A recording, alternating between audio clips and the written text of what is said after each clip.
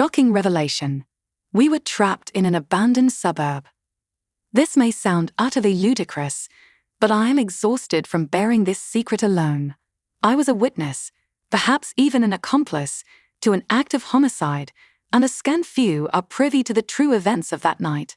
In my estimation, governmental forces are deliberately suppressing the dissemination of this incident because it involves, well, elements beyond the natural realm.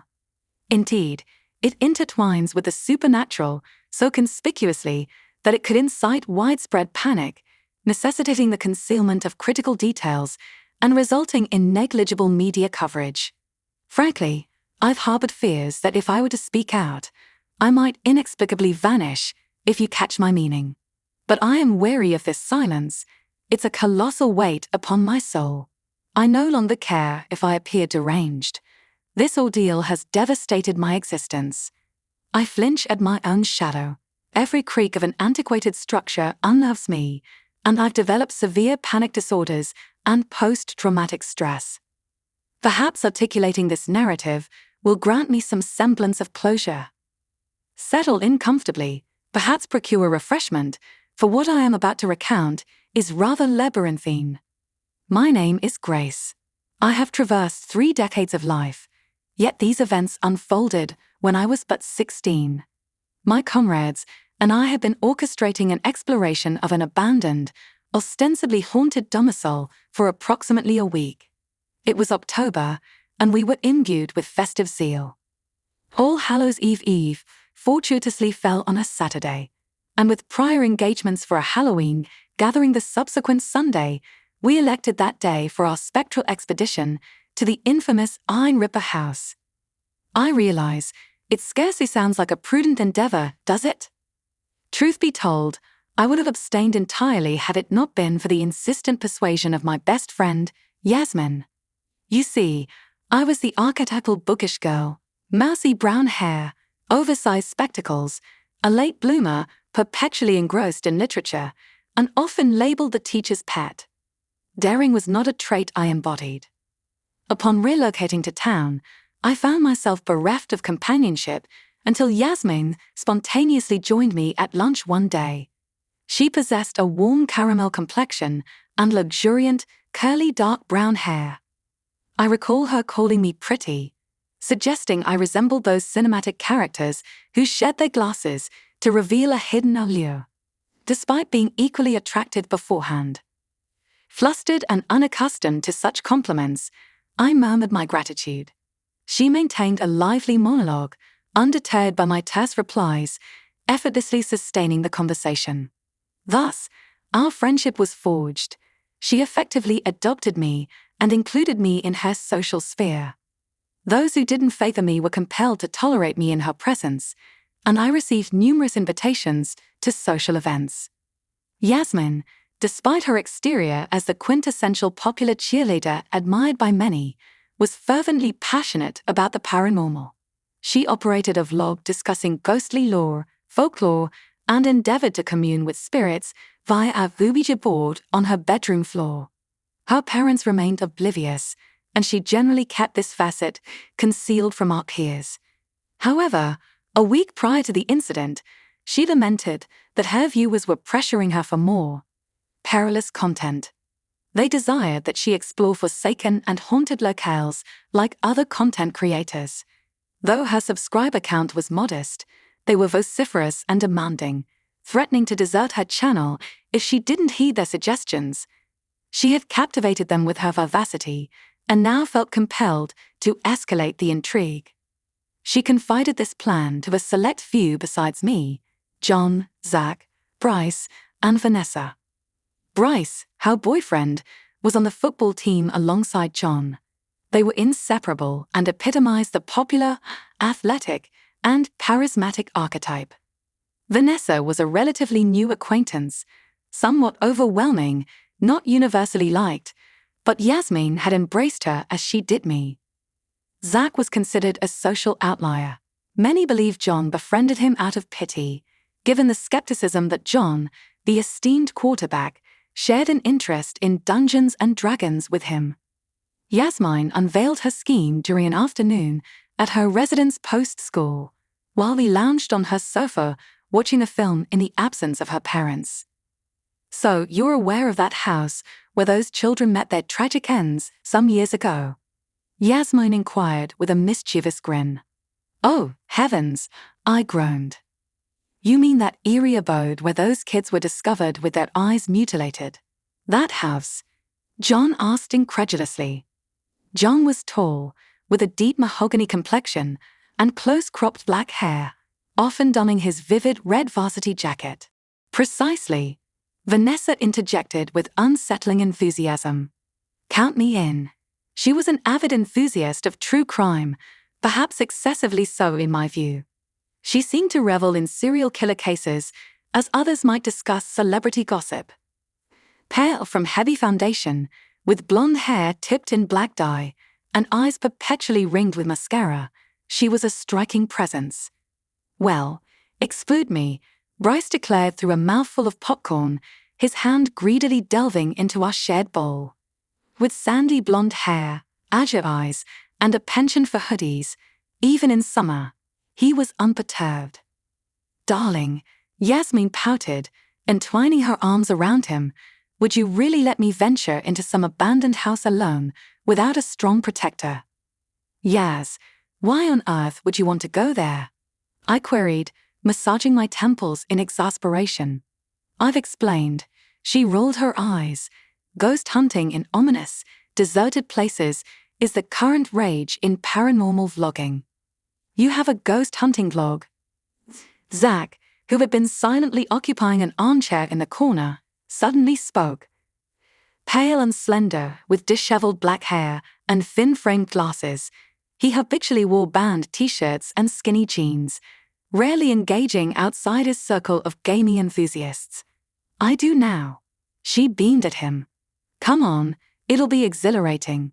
Oh, and bring your sleeping bags. We're staying overnight. No way. We all, save for Vanessa and Zach, exclaimed in unison.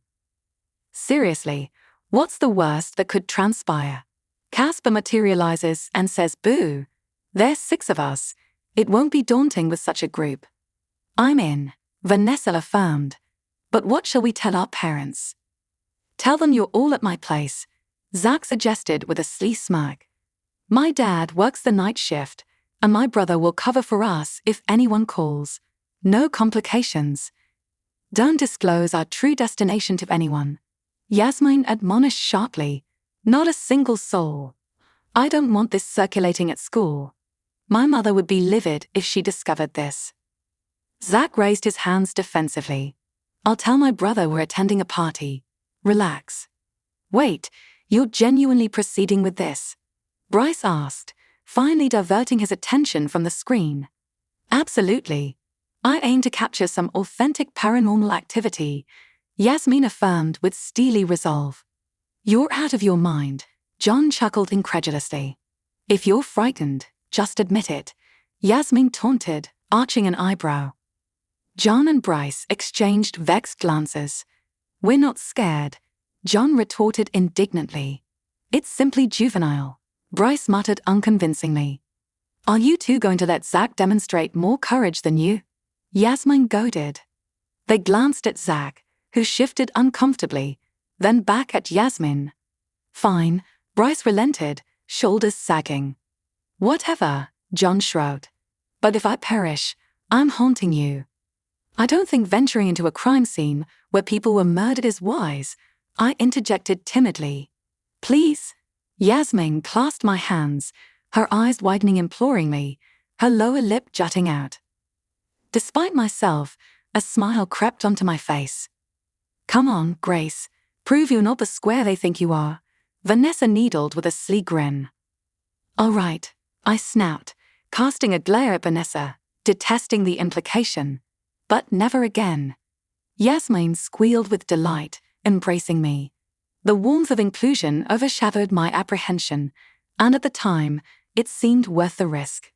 Fast forward to Halloween Eve, we found ourselves parked on an abandoned street on the outskirts of town in John's car.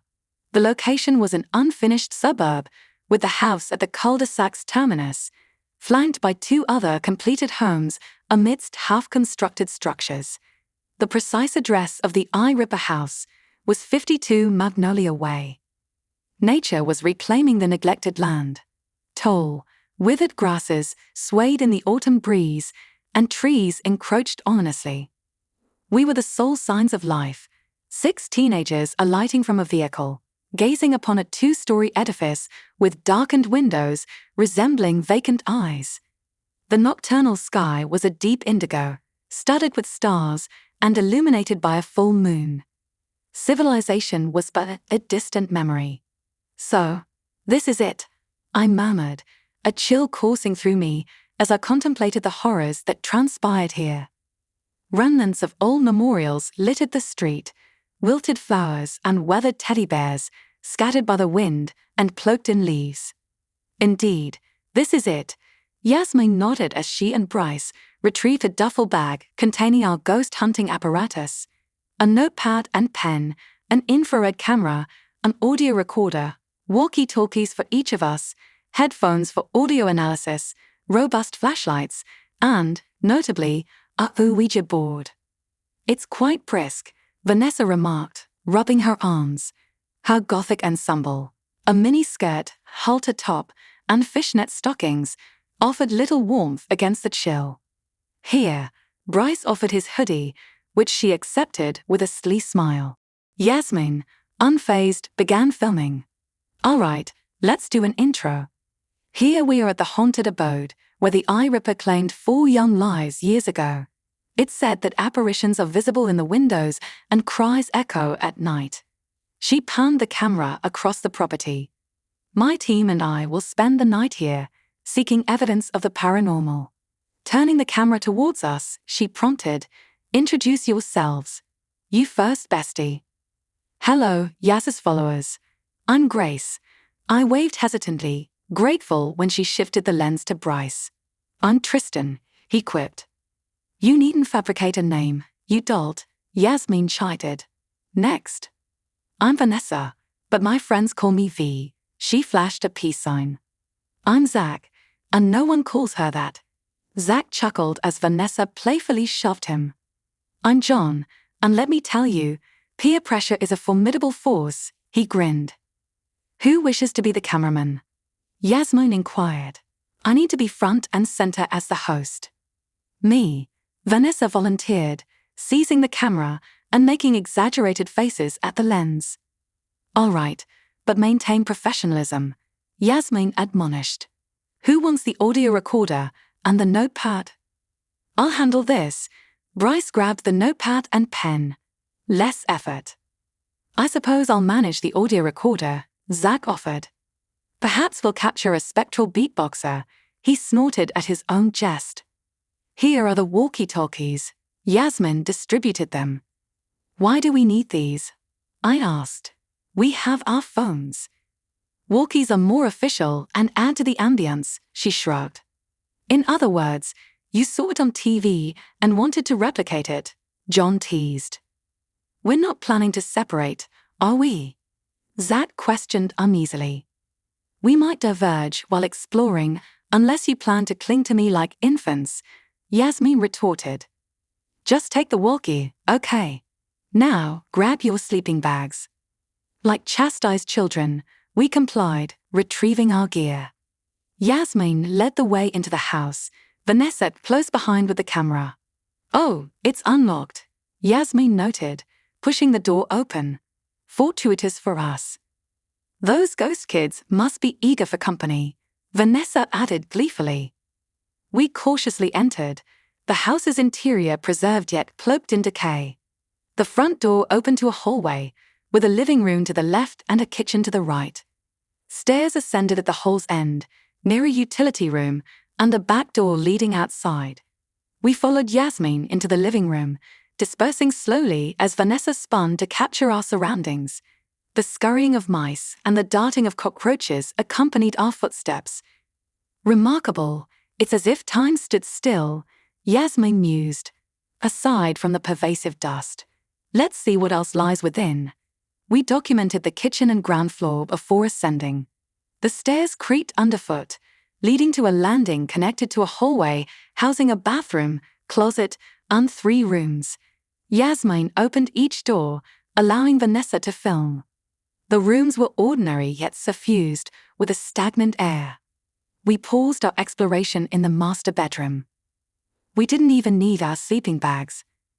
Zach exclaimed, flopping onto the king-sized bed. A plume of dust enveloped him, triggering a coughing fit. "Ah. Dude, that's repulsive," Yasmin grimaced. "Those linens haven't been laundered in years." "And the killer was the last occupant," I reminded somberly. "Ooh." Vanessa leaped onto the bed beside Zach, who reddened. "I can't believe I'm lying where the eye ripper slept." "You guys are peculiar," Bryce shook his head. "So what's next? I'm bored." Now, Yasmin's lips curled into a sleaze smile. "We attempt contact, and I know just the place." We descended into the basement, accessed through a door in the kitchen. The steps groaned ominously. Our flashlights pierced the gloom, revealing a central furnace surrounded by clutter, boxes, and heaps of debris. An adjacent room overflowed with hoarded junk. Yasmin narrated the grim history as we explored.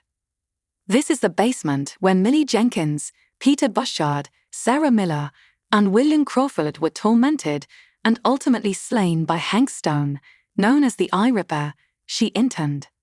"He'd abducted them from various neighborhoods, using chloroform to incapacitate them. Upon awakening, they were bound and gagged. He subjected them to unspeakable horrors before." I tried to block out her words, unwilling to visualize the innocent suffering inflicted here. My attention drifted to the scattered objects, a half-empty cigarette pack, a cracked smartphone. Wait, a smartphone? After his atrocities, he took his own life in this very room, Yasmin continued as I examined the device. But not before. I turned the phone over. Despite the dust and damage, it seemed relatively new. Attempting to power it on yielded only a depleted battery symbol. "He might never have been caught if not for his own confession," Vanessa mused, capturing everything on film. "Bastard deserved to rot for his deeds," John growled, fists clenched in his jacket pockets. "I have a little sister. I can't fathom someone harming her." "I believe that's the hook where he hanged himself," Yasmin pointed upwards. "And the children's remains were found within the walls and beneath the floorboards." She indicated a section of raised flooring. The thought was too macabre to entertain. I averted my gaze.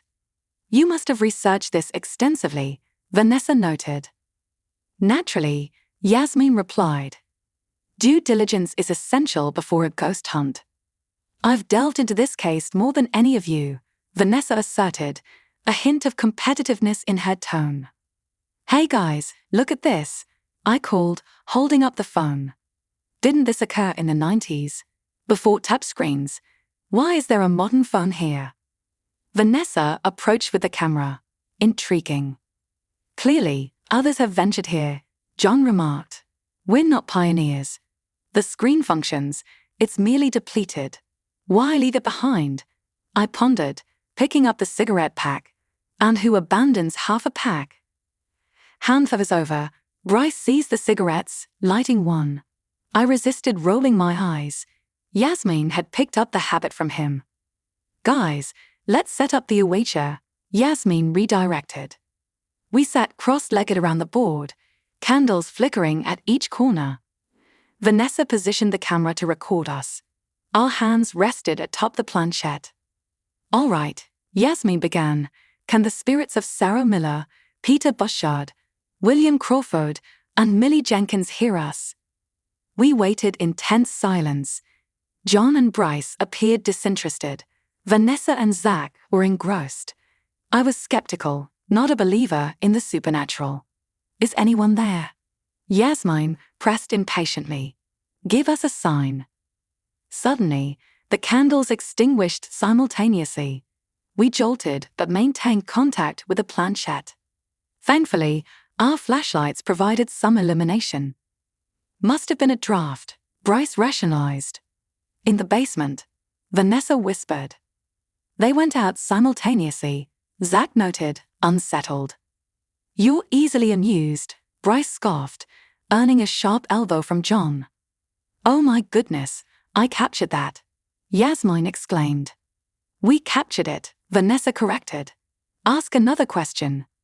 "Who are you?" Yasmin inquired. The planchette moved slowly, spelling out SARAH. "All right, who's playing games?" Zach demanded. "Not me," I defended. "You denied that swiftly," Bryce accused. "Guilty conscience?" "It wasn't me," I snapped. "She's defensive," Vanessa smirked. "Definitely her." "Guys, if she says it wasn't her, it wasn't," Yasmin intervened. "Then who?" Zach questioned. "I believe our spectral friend Sarah Miller is communicating," Yasmin smiled. "Isn't that right, Sarah?" The planchette slid to yes. Our amusement waned. "This is tiresome," I sighed. "Though it'll enhance your channel." Yasmin frowned at my tone. The oppressive atmosphere was getting to me. I regretted coming. "All right, Sarah, why are you here?" Yasmin continued. The planchette moved more swiftly, spelling LOOKING. "Looking," I deciphered. "Looking for what?" Vanessa queried, glancing around. I'm supposed to ask the questions," Yasmin began, but gasped as the planchette darted rapidly, our fingers barely keeping pace. It spelled a 4-letter word. EMOIES, John read aloud. "Eyes," Zach whispered, visibly distressed. "Whoever's orchestrating this could be more inventive," Bryce grumbled. "Eyes. Really?" Zach's breathing grew erratic as the planchette moved again. FII. Abruptly, Zach leaped up, breaking contact and halting the movement. "Hey, it stopped when he let go. That proves it's him," Bryce declared. "It ceased because you must end the session properly," Yasmin admonished. "Stop blaming Zach," John warned. Zach shook his head and bolted upstairs without a word. Vanessa giggled. "Where's he off to?" "You're ruining this," Yasmin complained. "Are you serious?" I retorted. "You insisted we come." "Right," John agreed. "You got your footage. Let's leave this creepy basement." "Fine," Yasmin conceded. "Let's set up our sleeping bags, you cowards." I lingered as we ascended, casting a wary glance back. For a fleeting moment, I thought I saw a shadow shift, a faint silhouette slipping into the darkness. My flashlight revealed nothing, but I hurried up, unnerved. We decided to camp in the living room, close to the exit. We rearranged the dusty furniture to make space. Zach, silent, crawled into his sleeping bag. The rest of us, relieved to be out of the basement, chatted as Vanessa filmed. "Look at us, spending Halloween Eve in a haunted house," Yasmin beamed. "We're fearless. We're not like those who flee after minutes. We're staying the night." Despite everything, her praise warmed me. I felt a surge of pride. Meanwhile, I had connected the phone I found to my power bank. Perhaps it held clues. "Did you capture anything on the recorder, Zach?" Vanessa prodded, poking him. "I didn't check," he mumbled. "Let me sleep." "Hand it over," she insisted. He tossed it to her, and she plugged in headphones. "Let me see the camera," I requested, feeling bold. "I want to see if you caught my good side." She tossed it to me with a snide remark. I reviewed the footage, ignoring her jabs. "Did you jot any notes?" Yasmin asked Bryce. "Huh." He was only half listening, smoking another cigarette. "Give me that," she sighed, seeing he'd doodled games instead. Useless. Minutes passed before Vanessa gasped, drawing our attention. "I think Zach captured something." Zach sat up, alarmed. We huddled as she replayed a segment. It was during the Ouija session. "Eyes?" John's voice questioned. A garbled whisper followed, then Zach's voice. "Eyes." It said eyes. "Wait, rewind and slow it down," I suggested. "Eyes." "Can I have them?" "Eyes." It said eyes. It said, "Can I have them?" John recoiled, pointing at the recorder. Have what? Yasmin frowned. Our eyes. Zach's voice was eerily calm. It's asking for our eyes. It could have been anything, Bryce protested. It was clear to me, Vanessa murmured. Silence enveloped us. Grace, anything on the footage? Yasmin finally asked. All eyes turned to me. I replayed the basement video. Initially normal, but when the candles extinguished, something moved in the corner. What is that? Zach exclaimed. Rewind and pause, Vanessa directed. I did so, freezing on a pale arm retreating into the shadows. We exchanged horrified glances. Let's get out of here, I whispered. That spurred us into action. We hastily packed and rushed to John's car. We threw our belongings into the trunk and scrambled inside. Hearts pounding, we watched the house warily. John twisted the key. The engine sputtered, but wouldn't start. What? He tried repeatedly. No. Didn't you have this car checked? Bryce shouted. Yes, it was fine earlier. Oh, God, I muttered, eyes drifting to the house. In an upstairs window stood a figure, a young boy with pallid skin and shadowed eyes. My breath hitched. You okay? Yasmin touched my arm. I looked back. The figure was gone. I just want to leave, I whimpered. Seems we're not going anywhere, Vanessa said flatly, gazing out the window. Zach buried his face in his hands. John slammed the steering wheel in frustration. Bryce ran his hands through his hair. Yasmin gnawed at her nails. After futile attempts, John slumped. Look, we can still walk, I offered, placing a hand on his shoulder. Walk all the way back. It'll take hours. Bryce objected. What alternative do we have? I hissed. I'm calling my brother, Zach decided, dialing his phone. He can get us. Great, Bryce sighed in relief. He might think it's a prank, so I'll put it on speaker, Zach explained. The phone rang before connecting. Breathing echoed from the speaker. Hey, we need help, Zach began.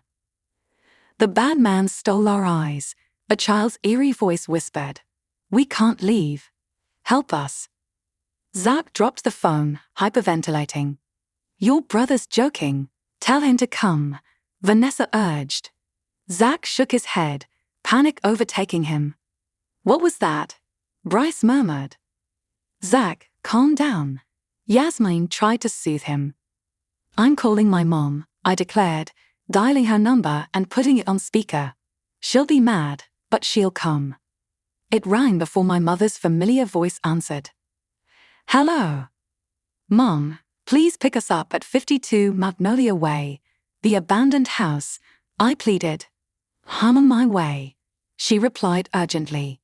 Tell the children to wait. Okay, wait children? You mean Yaz and the others? I asked. No, the children. I want to be there when they rip your eyes out, you diseased wretch. Her voice twisted into a monstrous shriek before the call disconnected. What is wrong with your mum? John stared. That wasn't my mom, I gasped, noticing my phone had no signal. There's no bars. I cried. They checked their phones, faces pale. So, who did you call? Yasmin whispered. The spirits are toying with us, Vanessa stated, turning the camera to Yasmin. They want us to help them move on. You're still recording? Yasmin snapped. So what? Vanessa shrugged. We need evidence. This can't be happening, Zach moaned. Forget this, we're walking, Bryce announced, exiting the car. Wait up, John followed. We all, except Zach, joined Bryce. We have to stay together. Yasmin yelled, confronting Bryce. You're just leaving? You have legs, he retorted. Wait, we can't leave Zach. John remembered, heading back. Why isn't he coming? Bryce scoffed. Don't call him names. John reprimanded, returning to the car. We waited anxiously until Zach emerged, silently passing us. John trailed behind. Finally, Bryce resumed walking, and we followed, flashlights cutting through the darkness. "How long until we're back?" I asked. "An hour or two," Bryce replied. "Our bus is still running," Yasmin inquired. "Maybe," John said. "We can get to my place and figure it out." We walked in silence, the night unnaturally still. No animals, no wind. The trees loomed like sentinels. "Anyone notice how quiet it is?" Vanessa whispered. "Shut up," Zach snapped. Time passed, fatigue set in. "We've been walking forever." "We should have reached town," Bryce complained, stopping. "Wait, there's something ahead." I pointed to shapes in the distance. "Oh God," Zach groaned. "No, look, buildings. We're close," I exclaimed, sprinting forward. "Wait," John called as we all broke into a run. Yasmin grasped my hand, smiling despite everything. I smiled back, hope rekindled. But as we approached, dread filled us. "Wait," I gasped. "Is that?" Bryce trailed off. "Oh no," Vanessa whispered. We stood before the same abandoned houses, including 52 Magnolia Way. We had walked in a straight line for nearly 2 hours, only to return to where we began.